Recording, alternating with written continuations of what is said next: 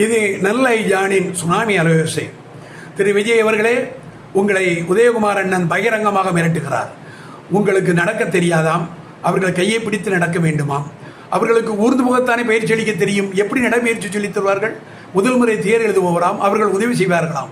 10 முறை தோல்வியடைந்த பழனிசாமி தலைமைகள் இவர்கள் எப்படி உங்களுக்கு பயிற்சி அளிக்க முடியும்? பகிரங்கமாக மிரட்டுகிறார். திமுக வென்றால் உங்களை ஆண்டவனால் கூட காப்பாற்ற முடியாது என்கிறார். இவர்களை மட்டும் யார் காப்பாற்றுவார்களாம்?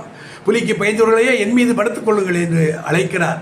இவர்கள் சதுரங்க வேட்டை போல் ஆசை காட்டி மோசடி பண்ண உங்களை உள்ளே இழுக்கிறார்கள்.